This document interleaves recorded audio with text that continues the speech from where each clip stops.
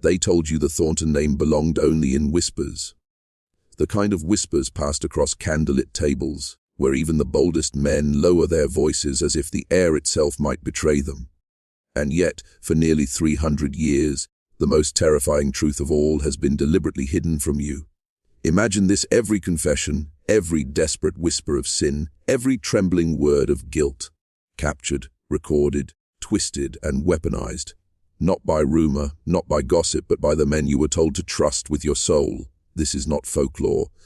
This is not some fireside tale meant to frighten children. This is history. History buried under layers of lies, burned manuscripts, and sealed archives locked away in church vaults.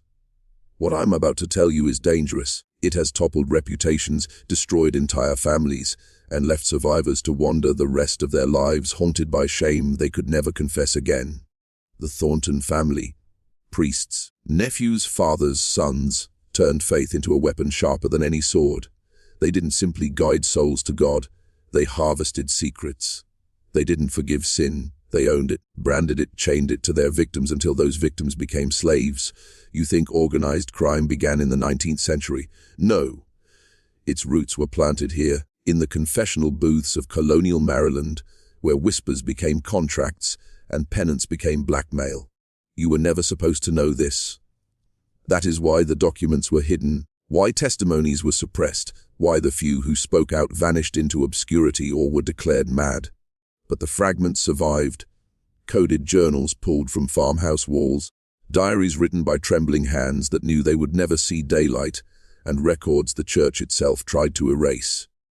And now, for the first time in centuries, you're going to hear the truth. Not the polite, softened history they teach you in school, but the unfiltered descent into corruption, manipulation, and psychological enslavement.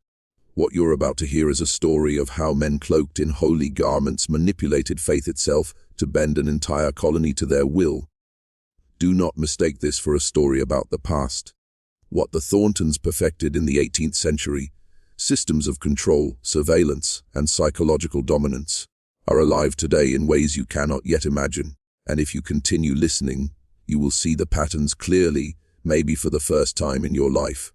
The question is, do you dare descend any further?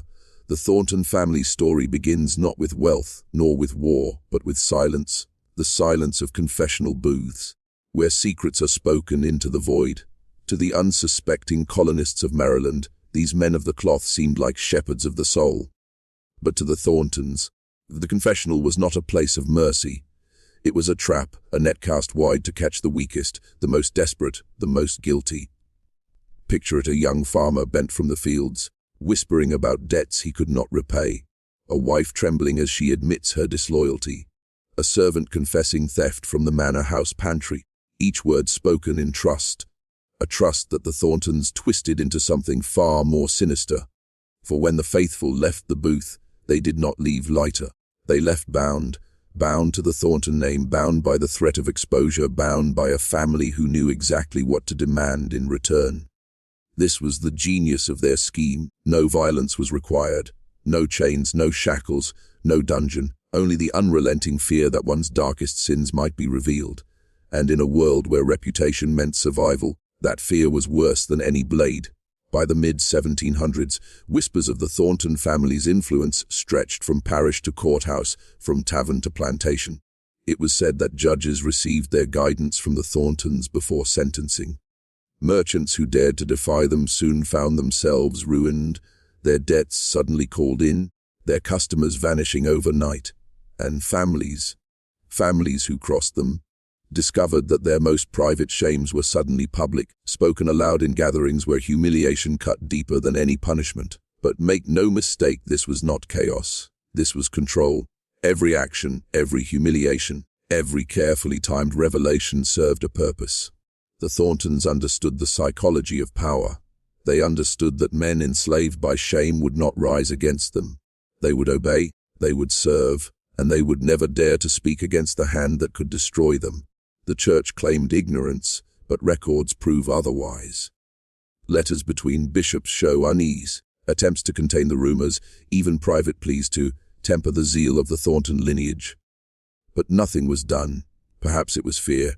Perhaps it was complicity. Or perhaps the Thorntons had even seized the sins of the church itself, ensuring silence from those who should have stopped them. What began as whispered secrets had by then become a web no colonist could escape, a web spun so tightly that even the most powerful men in Maryland felt its threads tighten around their throats. And it is here, in this choking web of secrets, that the true darkness of the Thornton legacy begins to reveal itself. By the time the American colonies were trembling on the edge of revolution, the Thornton family had already built their own silent empire. While other men fought with muskets and ink, the Thorntons fought with silence. Weaponized silence. They owned no armies, but they owned the shame of hundreds. And with that, they controlled more land, more wealth, and more influence than any musket-bearing soldier could ever dream of. You see, sin became currency. Land deeds shifted hands after a whispered reminder of adultery. Marriages were forced into place with the quiet threat of scandal. Even political allegiances were shaped by the Thorntons' unseen hand. Men who once pledged loyalty to the crown suddenly spoke in favor of independence. Not because they believed in liberty, but because the Thorntons whispered of their betrayals, their drunken confessions, their hidden debts. The family knew exactly how to expand their grip. They moved beyond the parish and into the courts, the taverns, the halls of government. Their eldest sons trained as priests, but the younger sons became lawyers, clerks, land surveyors. Every position, every title, every office became a thread woven back into the Thornton web. Imagine a world where no matter where you turned, church, court, or market, there was a Thornton listening, recording, waiting. The colonists never saw it coming. They thought their confessions had been left in holy silence. Instead, those words echoed in back rooms, where the Thorntons gathered at long tables, writing them down in coded journals. Journals that catalogued not only sins but weaknesses. Who drank too heavily, who lusted after forbidden company, who cheated in business, who carried hidden debts. Over time, these journals became their true scripture. Not the Bible, but a book of human frailty, bound not in leather but in fear. And it was from this scripture that their power bloomed. By the 1780s, the Thornton name appeared on land records stretching from Maryland into Virginia. Vast tracts of farmland, mills, and even shipping interests fell into their hands. Did they purchase them fairly? No. They were seized, coerced, taken as gifts to ensure silence, and when anyone dared resist, the Thorntons did not need to draw a blade. All they had to do was open their book of sins and let the whispers do the killing for them. There are stories, hushed, fragmented, of men found wandering the forests, stripped of everything but their shame. Wives cast out, reputations burned, whole families reduced to silence. And in each tale, behind each ruin, the mark of the Thorntons was etched like a shadow no one could escape. The colonies were fighting for freedom. But beneath that noble struggle, the people of Maryland were shackled, not by Britain but by the unseen empire of the Thornton bloodline. The year was 1791. On the surface, Maryland was a land of prosperity. Farms swelling with harvest, merchants growing rich from trade. But beneath that veneer, whispers told of a storm gathering around the Thornton name. The family had long thrived in shadows, moving their pawns silently. Yet this year, silence was not enough. For the first time, their cruelty bared its teeth in public. It began with Samuel Harrow, a wealthy mill owner who had dared to defy them. Harrow was known for his stubborn pride. He confessed once, years earlier, of a secret debt owed to a British merchant during the Revolution. The Thorntons had held this knowledge like a knife, pressing him for land, influence, and silence. But Harrow refused. He laughed in their faces, telling others the Thorntons were nothing but priests playing at power. That was his mistake. Within weeks, the whispers began. Men in taverns spoke of Harrow's dealings with the British, branding him a traitor to the cause of independence. Old friends turned cold. His business partners withdrew, and when Harrow stood before the county court to defend his name, a sealed letter was produced. A letter written in his own hand, confessing to dealings with the enemy. How did the Thorntons acquire it? Some say he confessed it long ago, believing the booth was sacred. Others say the family's lawyers forged it, using his own words twisted into betrayal. The result was the same. Samuel Harrow was stripped of his land, branded a traitor, and left penniless. His wife and daughters fled in shame. Neighbors who once dined at his table crossed the street to avoid his gaze. And not long after, Harrow's body was found hanging in his mill, though whether by his own hand or by the Thorntons' unseen grip, no one dared to question. What made this case infamous was not Harrow's ruin, but what followed. Days after his death, the Thorntons quietly acquired his mill, his land, his debts. His family's tragedy became their profit. And in the parish records, a single line appeared, chilling in its simplicity. By Providence, the land has returned to righteous hands. For the first time, the people of Maryland saw what happened when you challenged the Thorntons openly. This was not rumor. This was spectacle. A man of wealth and standing destroyed, his shame paraded, his death ensuring that no one else would dare resist. The journals from this time, fragments pulled from hidden walls and burned letters, describe a shift. The Thorntons no longer merely collected sins. They began to orchestrate them, weaving ruin not just as a tool of survival, but as a performance of power. Harrow's downfall was their warning, a demonstration that no wealth, no honor, no family could shield you once the Thorntons set their gaze upon you. It was a message written not in ink, but in blood and silence.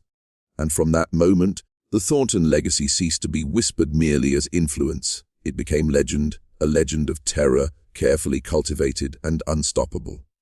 After Samuel Harrow's destruction, something shifted within the Thornton family. Blackmail had served them well, but now, ruin alone was not enough. They discovered a darker hunger, one that went beyond money or land. It was not merely control they craved, it was submission. They wanted to see men broken, their spirits hollowed, their will surrendered entirely to the Thornton name. It was here that the family's methods began to take on the qualities of ritual. No longer were secrets merely written in ledgers. They were recited, rehearsed, turned into ceremony. In the deepest rooms of their manor, away from the gaze of parishioners, the Thorntons gathered their victims, merchants, farmers, even fellow clergy, and demanded they confess again, not to God, but to the family itself. These confessions were recorded, memorized, and spoken back to the sinner, word for word, like a mirror of shame. Imagine the terror of hearing your darkest secret, spoken in your own voice, imitated, repeated, until you no longer knew if it belonged to you or to them. This was the genius of their psychological mastery. They untethered sin from the sinner and made it property of the Thornton bloodline. From that point forward, the individual no longer owned his guilt. The Thorntons did, and with ownership came power. Those forced into these rituals were bound by oaths of silence, sealed not with ink, but with humiliation. Some were compelled to sign away property. Others were made to stand in public ceremonies of false repentance, where the Thorntons carefully crafted narratives of redemption that always, inevitably, tied the victim closer to the family. Even their ruin was staged as theater. It was said that the youngest Thornton sons, boys no older than 15, were trained to memorize entire confessions and deliver them back to trembling parishioners in cold, precise tones. These boys grew into men who no longer saw sin as a stain, but as an inheritance. To them, guilt was currency, shame was scripture, and human weakness was the raw material of dominion. The family's journals from this period grow stranger. Symbols began appearing alongside the entries, crosses inverted, circles intersected with lines of Latin phrases, even cryptic marks that some believe were drawn from older, pre-Christian traditions. Were the Thorntons dabbling in something older than the church, or were these symbols simply tools of theater designed to terrify? The truth is unclear, but what is certain is this. Victims described the rituals as unholy sacraments, where the line between confession and possession blurred. By the dawn of the 19th century, the Thorntons were no longer just a family of priests and lawyers. They were the architects of a system of control so refined, so ritualized, that even their enemies began to wonder if resistance itself was a kind of curse. And it was this transformation, from mere blackmailers into ritual masters of the human soul, that ensured the Thornton legacy would not fade with a single generation. It would deepen, darken, and root itself into the very soil of America's early history. By the first decade of the 1800s, the Thornton influence had begun to seep beyond Maryland's borders like a slow, moving poison. The family had perfected its methods of control at home, but America was young, restless, and expanding, and where expansion goes, so too does corruption. The Thorntons knew this. They understood that to remain in one parish was to risk stagnation. To survive, their web had to spread. They moved quietly, sending younger sons and nephews into Virginia, Pennsylvania, and the rising capital of Washington, D.C. They slipped into new role as clerks in federal offices, advisors to judges, even chaplains in military regiments. These were not loud positions, not offices that drew attention, but they were close to the flow of information. And to the Thorntons, information was oxygen. It is here we begin to see the first hints that their methods shaped not just individuals, but the machinery of politics itself. Letters recovered from that era reveal Thornton men counseling politicians in private, offering them absolution in exchange for allegiance. Some of these letters mention debts hidden from voters, affairs conducted in shadows, bribes quietly accepted. And always the same refrain appears at the end: the family remains your keeper in silence. Think about that. In the very infancy of the American Republic, when men declared themselves free from monarchy, free from tyranny, free from chains, a hidden family was already binding them with invisible shackles of guilt. Democracy was spoken of in public, but behind closed doors, shame was the true law. The Thorntons thrived in this dual world. In Maryland, they remained cloaked in ritual, binding farmers and merchants to their will. In the broader colonies, they sharpened their tools for politicians, officers, and businessmen. Some historians claim that the Thornton family's reach influenced trade disputes, judicial rulings, even land grants that shaped the very geography of early America. And yet, still, their power was never written into official history. You will not find their name in textbooks beside Jefferson or Adams, but you will find shadows, unexplained collapses of careers, sudden reversals of loyalty, prominent men disappearing from public life with rumors of scandal whispered but never proven. Trace those shadows long enough, and again, you arrive at the same conclusion. A Thornton hand was there turning the wheel. The journals from this era describe their power with almost chilling detachment. One entry, attributed to Father Elias Thornton, reads, "A republic is a stage.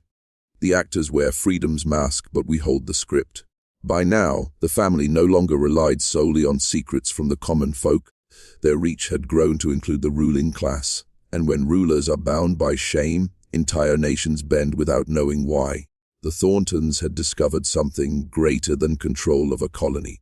They had discovered how to write themselves into the hidden architecture of America itself. Every empire of shadows eventually stirs resistance. And so it was with the Thorntons. By the 1820s, their power had grown so brazen that even whispers of rebellion began to circulate among Maryland's elite. Some merchants, wary of constant extortion, began meeting in secret. A handful of priests, disgusted by what their brethren had become, spoke in hushed tones of exposing the Thornton name to Rome itself. Even a few politicians in Washington, their careers strangled by invisible hands, hinted at forming alliances to tear down the family's network. But the Thorntons were always listening. The first to move against them was Reverend Michael Darrow, a parish priest from Virginia. Darrow had grown suspicious of Thornton clerics, their secretive gatherings, their obsession with recording confessions. In a fiery sermon, he spoke vaguely of wolves in shepherd's clothing, of priests who fed on the flock rather than guiding it. The congregation murmured, some nodded, others looked uneasy, and among them, sitting in the back pew, was a Thornton nephew. Within a month, Reverend Darrow was gone. His rectory was found abandoned, his papers burned, his pulpit left cold. The church claimed he had fled in disgrace after rumors of impropriety surfaced, but those who knew him swore he was a man of discipline, a man beyond reproach. The whispers said otherwise, that Darrow had been taken into the Thornton manor one night and never seen again. The second was more public. A wealthy merchant in Baltimore, Elias Carter, began openly speaking against the family's land acquisitions. He claimed the Thorntons manipulated debts, forged signatures, destroyed men to steal property. For weeks, he railed against them, promising to bring evidence before the courts. But just as his case was to be heard, disaster struck. Carter's only son was found lifeless in his bed, with no sign of struggle.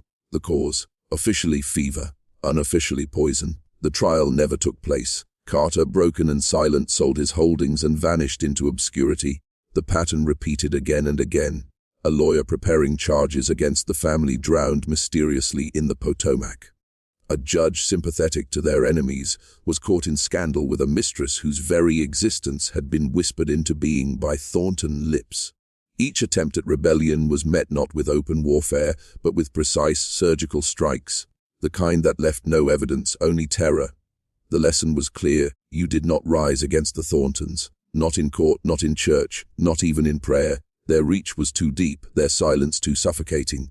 By the mid-1820s, the whispers of resistance had faded, not because the people no longer hated them, but because they had learned what happened to those who spoke too loudly. Silence was safer, submission was survival, and in this enforced silence, the Thorntons grew even bolder, shaping themselves not just as a family, but as something far more dangerous, an institution of fear that could not be touched. If you want to understand the true horror of the Thornton family, you cannot look only at the victims outside their gates. You must peer within, into the halls of their own manor, where the next generation was raised not in innocence, but in shadow. The Thornton children did not grow up like others. While village boys played at soldiers and farm girls learned the rhythms of the land, Thornton sons and daughters were trained as apprentices of fear. From the time they could walk, they were taught that weakness was currency, and that the family's duty was to harvest it. Accounts from servants who later fled speak of lessons that bordered on ritual. At supper, children were made to memorize passages from the family's journals, reciting the sins of parishioners like catechism. James Parker, guilty of theft. Martha Lowell, guilty of adultery. Samuel Harrow, guilty of treason. The names became prayers, their shame transformed into daily bread. By adolescence, the training grew harsher. Thornton boys were taken into confessionals, forced to sit in silence as strangers poured out their darkest secrets. When the booth emptied, the boys were made to repeat every word back, flawlessly, without notes. If they faltered, the punishment was swift: isolation in dark rooms, days without food, beatings delivered not in rage, but in cold precision. Weak memory was weakness of spirit, and weakness was forbidden. The daughters, meanwhile, were weaponized differently. They were taught charm, persuasion, the art of listening in salons and parlors. Their role was to gather whispers where men grew careless, in taverns, at dances, during moments of pride or lust. A misplaced boast, a drunken confession, an overheard argument, all of it flowed back into the Thornton ledger. Beauty and grace became tools of extraction, no less deadly than the confessional booth itself. It is said that by the age of 15, a Thornton child could dismantle a grown man without lifting a hand. They could replay his sins to him word for word, mirror his guilt, strip away his defenses, until he stood hollow before them. Some victims later wrote of the uncanny experience of being confronted not by priests or elders, but by children whose eyes held no warmth, only the cold reflection of their own shame. The journals reveal that these methods were deliberate. One chilling entry written by Elias Thornton states, "Would do not raise heirs. Our bloodline is not bound by love, but by the sacred duty to harvest weakness until kingdoms bow to silence." By the early 19th century, the Thornton Manor was less a home than a forge, a place where innocence was melted down and reforged into tools of domination. And through this ruthless conditioning, the family ensured that their empire of silence would not fade with a single generation. It would endure, it would grow darker, and it would spread. By the 1830s, the Thornton children, now sharpened into instruments of control, began slipping into the arteries of America. They did not march out as conquerors. They moved like whispers, embedding themselves in universities, courts, and the rising banks that would shape the nation's future. The eldest sons, armed with both theology and law, entered the courts of Maryland and Virginia. They became clerks, advisors, and later judges. But unlike other men of the bench, their rulings were not guided by law alone. They were guided by the ledger, the hidden scripture of sins collected and catalogued by their forebears. Entire cases turned not on evidence, but on whispered secrets that only a Thornton could produce at the perfect moment. Others found their way into universities. At Georgetown, at Yale, even at the fledgling academies of the South, Thorntonaires studied philosophy, law, and divinity. But study was not their purpose. Their true mission was infiltration. In the dormitories, in the candlelit debates of student societies, they listened, they recorded, they whispered into the ears of young men destined for politics, planting seeds of guilt, temptation, and compromise. And when those classmates rose years later into positions of power, the Thorntons were waiting with memories of their sins, ready to bind them once more. Perhaps most chilling was their move into banking. America was expanding westward, its economy swelling with speculation and risk. Thornton nephews quietly acquired positions in counting houses and credit offices. They learned who was in debt, who borrowed beyond their means, who lived lavishly on fragile foundations. These financial confessions were no different from the whispered sins of a confessional booth. And the Thorntons harvested them just as ruthlessly. Loans were granted with strings invisible, interest rates set not by numbers, but by obedience. By the mid-19th century, their influence was everywhere and nowhere. Newspapers wrote of great men, wealthy bankers, brilliant judges. But the names in print were only masks. Behind them, the Thornton ledger grew fat, filled with the hidden debts, adulteries, betrayals, and cowardices of a nation finding its identity. And yet the family remained unknown to the public. No monuments bore their name. No statues stood in their honor. This was deliberate. They understood what true power required, not fame, but invisibility. The moment a power is named, it can be resisted. The moment it is seen, it can be fought. The Thorntons thrived by staying unseen, their influence disguised as the natural workings of society. One diary fragment from a servant who fled their manor captures it best. They are everywhere, but no one speaks their name. To resist them is to resist silence itself. And how does a man fight what he cannot hear? By now, the Thorntons were not just a family. They were a system interwoven into law, finance, and education. Their roots had sunk deep into the bones of America, and no one, not priest, not judge, not president, could pull them free without tearing the flesh of the nation itself. As the 1850s bled toward conflict, America's greatest wound, slavery, widened into a canyon. Politicians thundered in Congress, preachers thundered from pulpits, and yet beneath all that noise, the Thorntons whispered. They had no loyalty to North or South, only to their ledger, their control. In the cotton states, Thornton cousins financed plantations with discreet credit, ensuring that owners who dreamed of independence remained shackled in debt. Every bale of cotton carried not just the sweat of enslaved men and women, but the invisible weight of Thornton contracts. The planters who dared resist soon found their accounts called in, their reputations stained by carefully leaked whispers. Yet in the North, another Thornton branch championed abolition, not from compassion, but calculation. They attended anti-slavery rallies, funded pamphlets, and spoke in the tones of righteous indignation. But their true aim was infiltration. They sought to know who led, who hesitated, who held secrets that could be used when the winds of history shifted. Their hands clutched both chains and pamphlets, and whichever side triumphed, they would remain standing. When John Brown struck at Harper's Ferry, the Thorntons were already watching. They knew which merchants had armed him, which bankers had looked the other way. And when the nation recoiled in fear of insurrection, the family was ready to profit, offering loans to nervous plantation owners while whispering to northern politicians about the unreliability of their rivals. By 1861, as war thundered across the land, the Thornton ledger swelled. Their fortune did not lie in battlefields, but in shortages, contracts, and fear. They speculated on grain prices, on steel for cannon foundries, on the futures of men not yet buried. Some sons wore Confederate gray, others Union blue. But no matter which flag waved in victory, a Thornton heir would be there in the shadows, tallying debts, recording sins, tightening strings. Perhaps the most sinister whispers claim that even Lincoln himself was touched by their web. Not by loyalty, but by proximity. A cousin of the family is said to have visited Washington in 1862, carrying a sealed chest of letters, confessions and correspondences from Northern generals who had passed through Thornton-controlled lodges and academies. Whether Lincoln saw them, or whether they vanished into the fire that consumed the War Department archives, no man can say. But the suggestion alone is enough. The Thorntons never missed a chance to remind even the highest office that no soul stood beyond their reach. And when the war ended, and the nation staggered forward with blood in its mouth and ruin in its eyes. The Thorntons did not mourn.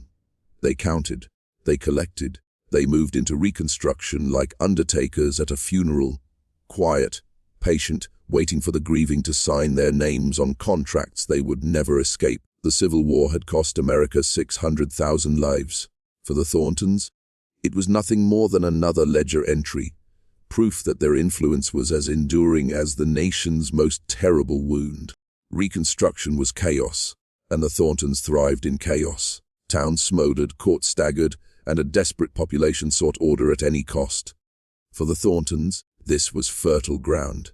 They slipped from courthouse to counting house, from lodge to legislature, weaving themselves into the very fabric of the new America, being stitched together. Railroads became their golden artery. While the nation saw locomotives as progress, steel beasts racing westward, stitching a fractured country together, the Thorntons saw something else: control. They bought into railroad companies not with open names but with proxies, shell accounts, and false partners. Through these fronts, they manipulated rates, land acquisitions, and freight costs. Entire towns were born or strangled at their whim, depending on whether a rail line passed through. Men called it progress. But the Thorntons knew it was a leash, and they held the handle. Secret societies became their stage. Freemasons, Knights of the Golden Circle, even the shadowed beginnings of the Ku Klux Klan. The Thorntons had a presence in each.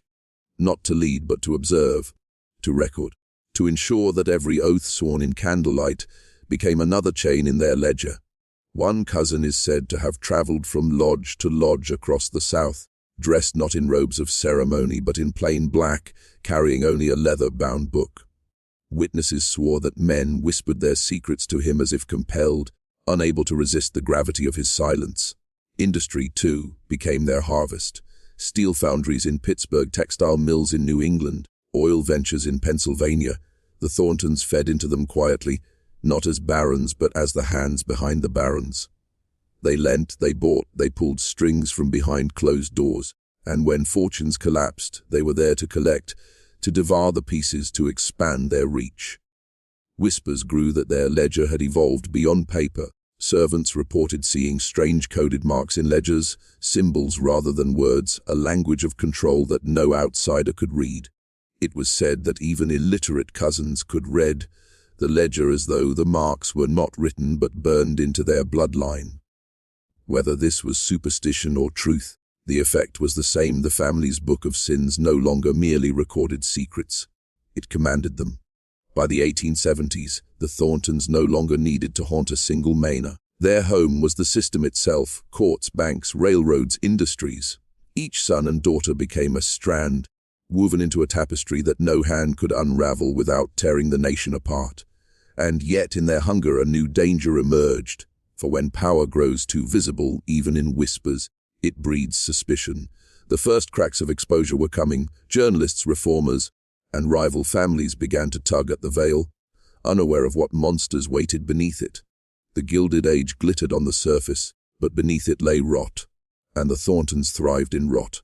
Cities swelled, factories smoked, fortunes were built overnight. To the public it seemed a golden age of opportunity. To the Thorntons it was the perfect mask, for behind every glowing mansion was a foundation of corruption. And they were the silent architects. The family had perfected invisibility. No Thornton heir paraded as a tycoon. They did not plaster their name across skyscrapers or railroads like Carnegie or Vanderbilt.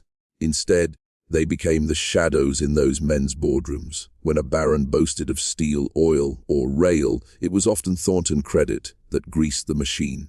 When a strike threatened to topple a fortune, it was Thornton whispers that bought off union leaders or, more chillingly, planted provocateurs to shatter the movement from within. Journalists, the muckrakers, began to circle. They sniffed corruption in Tammany Hall, in Chicago stockyards, in railroad monopolies. Some whispered of hidden financiers, men who never appeared on ledgers but whose presence was undeniable. A handful even claimed to have traced such shadows back to an old family of Maryland. The Thorntons. Those journalists vanished from print. Some accepted generous payments. Others faced ruin, scandal, or sudden death by fire, illness, or accident. The whispers of Thornton retribution spread among reporters like a plague. You can expose anyone but them. In politics, their grip grew. Senators indebted to them cast votes that redirected millions. Governors rose and fell depending on how tightly they clutched the family's purse. One governor of New York, once a loud reformer, is said to have been silenced overnight after a sealed envelope arrived at his home. He never spoke against the railroad monopolies again. His children, curiously, were sent to private schools underwritten by a Thornton front. Even religion was not free. The revivalist movements of the late 19th century swept across America, promising purity in an age of greed. Yet many of the tents, hymnals, and printing presses were secretly funded by Thornton hands. To the faithful, revival was salvation. To the Thorntons, it was yet another marketplace of souls, another chance to record confessions, to exploit weaknesses, to expand their ledger of sin. By the 1890s, the Thorntons had become what they always dreamed of: untouchable. Not kings, not presidents, but something higher. A parasite hidden in the marrow of the Republic, feeding on every rise, every fall. For each reform movement they found a loophole. For each crusader they found a sin. For each firebrand who rose to challenge corruption, they had already bought the match to burn him down. And yet arrogance is the doom of all dynasties. By the turn of the century, the Thorntons began to leave faint fingerprints where once there had been none. Men who should have been obscure suddenly owned properties far beyond their station. A few names reappeared, too often in obscure court records. And a new breed of investigator, harder, hungrier, and less afraid, began circling closer. The veil had not yet been torn away, but for the first time in over a century, the Thorntons felt something they had long forgotten, a shadow falling upon their own shadow. The new century brought with it reformers armed not with muskets or sermons, but with ink, investigation, and a belief that corruption itself could be strangled. They called it the Progressive Era, a movement that sought to drag the hidden filth of America into the sunlight. For the first time, the Thorntons were not merely feeding, they were being hunted. Federal power had expanded. New agencies arose armed with bureaucrats, inspectors, and investigators who prided themselves on honesty. Muckraking journalists exposed monopolies, sweatshops, and backroom deals. For ordinary men, these were the first glimmers of hope. But for the Thorntons, they were cracks in the veil. Each exposed threatened to reveal more than corruption. It threatened to reveal the family itself. A name surfaced in whispers: Charles Thornton. He was never photographed, but his signature appeared faintly behind shell corporations tied to railroad contracts. Some claimed he was no more than a phantom, a paper ghost used to sign where others could not. Others swore they had seen him in Washington, speaking quietly with senators in smoke-filled backrooms. The secrecy around him only deepened suspicion. In 1907, a banking panic rippled across the nation. Fortunes crumbled, banks closed, and crowds rioted. On the surface, it was chaos born of speculation and fear. But deep in the archives of the Treasury, hidden letters suggest something darker. At least 3 banks tied to Thornton fronts collapsed in a single week, not from accident, but from deliberate withdrawal. Entire towns were starved of cash, businesses ruined. And yet, from the ashes, Thornton-linked firms quietly acquired property and influence at pennies on the dollar. Still, the hunters closed in. Federal investigators pieced together trails of shell companies, coded ledgers, and falsified deeds. One agent, a man named Jonathan Hale, is said to have come closest. He filed reports claiming the existence of dynastic family whose power is diffuse, concealed, and parasitic, a cabal older than the Republic itself. His final report was dated March 12, 1910. The very next day, his boarding house burned to the ground. His body was never recovered. The report vanished into locked archives, never again seen by public eyes. And yet, the Thorntons grew restless. Their veil was thinning, their methods exposed by sharper eyes. They adapted, turning more desperate. Bribery was no longer enough. Blackmail turned brutal. Families of reformers were stalked, threatened, sometimes ruined by scandals that appeared overnight. If a man stood too close to the truth, his own sins would be thrown against him. Or, when sins could not be found, new ones would be manufactured. The Progressive Era believed it was cleansing the Republic of corruption, but in truth it was forcing the Thorntons deeper into shadow, sharpening them into something colder, more ruthless. For when light shines, shadows do not vanish. They only grow darker. As Europe descended into the madness of the Great War, the world seemed to crack along invisible fault lines. Men marched to slaughter, nations bled, and the ordinary citizen prayed for salvation. But the Thorntons saw opportunity. They did not wear uniforms, they did not raise flags. Their battlefield was secrecy itself, and they had been honing their skills for centuries. The family expanded into war profiteering with surgical precision. Armaments contracts, shipping logistics, and intelligence networks all bore faint, almost imperceptible marks of Thornton influence.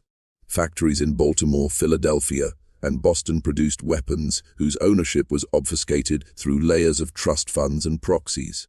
When a shipment vanished, it was never by accident, sometimes delayed, sometimes redirected, always ensuring that Thornton allies gained while others suffered. Propaganda became another weapon. Newspapers, magazines, and pamphlets were subtly manipulated to inflame nationalism, create public panic, or hide financial irregularities. One Thornton front company printed thousands of leaflets urging enlistment, while secretly profiting from delayed or sabotaged equipment contracts. To the public, they were patriots. Behind the curtain, they were orchestrators of chaos, feeding both sides and counting the cost in human misery. And yet, their greatest mastery lay in information control. Confidential military communications, letters between politicians, and even private diaries of officers were intercepted through networks that rivaled modern intelligence agencies. Families in Washington received visits from unknown auditors, demanding compliance, quietly reminding them that a misstep could erase careers or lives. The Thorntons didn't just manipulate power, they redefined it, proving that influence could extend across oceans without ever revealing a face. Still, shadows attract light. By 1917, certain intelligence operatives began suspecting that a hidden hand was profiting from both sides of the conflict. Investigators in Europe and America noted a strange pattern: supply chain anomalies, missing reports, and a subtle orchestration of both victory and defeat that always seemed to favor one discrete, untraceable entity. A few journalists began to whisper about an American family whose origins stretched back to the earliest colonial settlements, a family who had perfected the art of turning secrets into gold. In quiet, candle-lit offices, letters were passed, coded messages transmitted, and the Thorntons moved undetected while the world burned. They were invisible, untouchable, immortalized in anonymity, and yet war has a way of exposing even the most meticulous schemes. Mistakes, no matter how small, accumulate. A single misdelivered letter, a slip of a cipher, could unravel decades of calculated control. For now, they were safe. But the currents of history were shifting. Forces far larger than any man, any dynasty, were beginning to stir. And the Thorntons would soon discover that even shadows have boundaries. The war ended, but the world did not rest. The 1920s arrived like a fevered dream, jazz spilling from smoky speakeasies, stock tickers humming with greed, and America dancing on the edge of moral collapse. For most, it was liberation. For the Thorntons, it was opportunity incarnate. Prohibition created a black market that stretched from the docks of Baltimore to the alleys of Chicago. Bars were illegal, but liquor was more valuable than gold. Thornton fronts emerged as suppliers, financiers, and silent partners. Speakeasy owners, gangsters, and corrupt officials alike found themselves subtly indebted to a shadow they could neither see nor name. Every shipment, every transaction, every bribe, it was calculated, coded, and catalogued. Every human weakness became a lever, every ambition a tool. But their genius was not in mere profit, it was in control. They manipulated rival gangs, orchestrating conflicts that eliminated competition while leaving Thornton allies untouched. They ensured that certain neighborhoods prospered while others crumbled, all in ways that seemed coincidental to the public.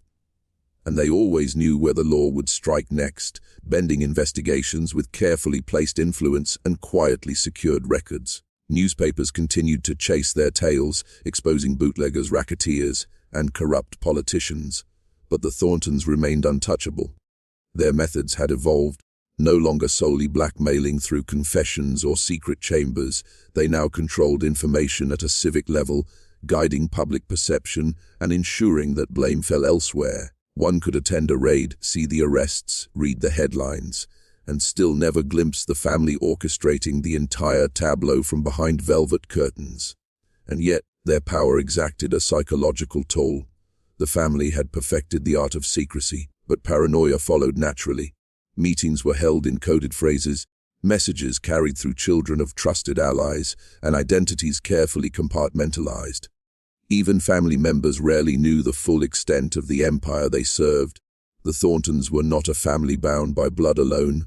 They were a network of obedience, precision, and silent terror, and even one misstep could unravel generations of carefully cultivated influence.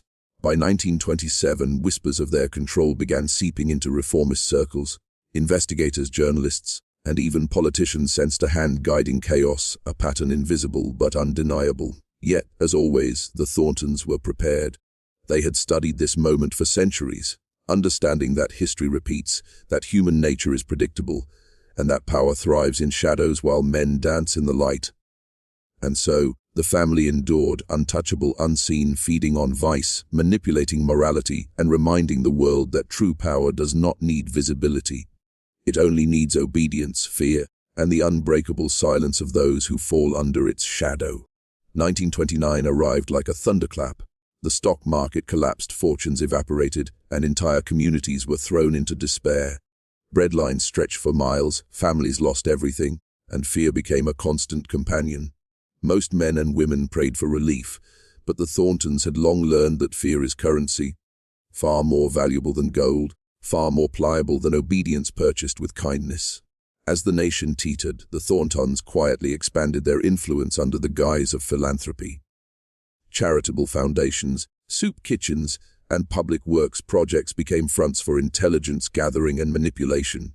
They identified the desperate, the indebted, and the ambitious, cataloging weaknesses and sowing loyalty through subtle coercion. Every donation requested, every opportunity extended, was calculated to create bonds of obligation that could never be broken. They also infiltrated emerging government programs. Relief funds, labor allocations, and local administrations offered the perfect camouflage. Men desperate for work, families desperate for food, and officials desperate to maintain stability were subtly guided by Thornton agents. Assistance came with conditions, invisible yet absolute. A hand extended in help might also guide a vote, direct a contract, or ensure silence about a hidden transgression. Those who resisted quietly found doors closed, opportunities vanished, and reputations quietly eroded. But the Thorntons did not merely prey on weakness. They meticulously observed behavior, studying patterns of human desperation. Every act of charity was a psychological test, every meeting a probe. They cataloged responses to authority, susceptibility to suggestion, and the strength of loyalty when confronted with fear. In this way, the family perfected control not just over wealth, but over minds, creating a network of psychological leverage so pervasive that it would take decades to fully comprehend. By 1932, their reach was national. Local governments, charitable organizations, and private enterprises all bore faint imprints of Thornton influence. Yet the genius of their system lay in invisibility. No one could point and say, "The Thorntons rule here." They were shadows in every office, whispers in every corridor of power, ghosts in the halls of charity. The public believed that help came from institutions, from leaders, from chance. In reality, the Thorntons had made desperation predictable, and predictability, they knew, is the bedrock of control. And so, while millions suffered, the family's dominion strengthened, quietly binding the lives of countless men and women with threads of debt, obligation, and fear. Crisis was no longer a danger to them. It was the engine of their empire, and the people unaware were fueling it with every desperate step. As Europe once again ignited in flames, the Thorntons moved with a precision that made generals and spies alike seem like children fumbling in the dark. World War II was not merely a battlefield of armies and nations. It was a vast network of opportunity for those who understood the true currency of chaos: information, fear, and influence. From their discreet offices in New York, Baltimore, and London, Thornton agents intercepted communications, redirected shipments, and manipulated contracts with a subtlety that would have been invisible to the Allied and Axis powers alike. They had learned long ago that wars are not won solely with bullets and bombs. They are won with knowledge, leverage, and the strategic shaping of perception. Every missing report, every delayed shipment, every quiet act of sabotage carried their fingerprints. Intelligence became their dominion. Spies, diplomats, and military officers unknowingly fed the family's sprawling network of coded information. Sensitive conversations were captured, personal weaknesses catalogued, and allegiances quietly shifted. By understanding not just who had power, but who believed they had it, the Thorntons positioned themselves as the ultimate arbiters behind the throne. Even minor officials became instruments in their vast orchestration, unknowingly carrying out the family's design while thinking they acted independently. Yet, their influence extended beyond government and military. Black markets for raw materials, weapons, and even rationed goods flourished under subtle Thornton direction. Allied and Axis forces alike fell prey to invisible manipulations, each move calibrated to ensure that the family profited while no one ever suspected the source. Supply chains were rerouted, contracts duplicated, and fortunes quietly shifted across borders, all under a veil of secrecy. But the family's genius lay in maintaining plausible deniability while exerting absolute control. Operations were compartmentalized, loyalties tested, and identities masked. Even within the family, few knew the full extent of their global reach. The Thorntons had mastered what most empires could not influence without exposure, control without confrontation, and power that thrived in darkness. As bombs fell over Europe and cities burned, the Thorntons watched, listened, and directed. Unseen, untouchable, immortal in their anonymity, they understood that in the theater of war, the greatest victories are not on the battlefield but in the shadows, where lives, nations, and destinies can be bent without leaving a single mark on the surface. The world had emerged from the ashes of WBE, battered, exhausted, and desperate for stability.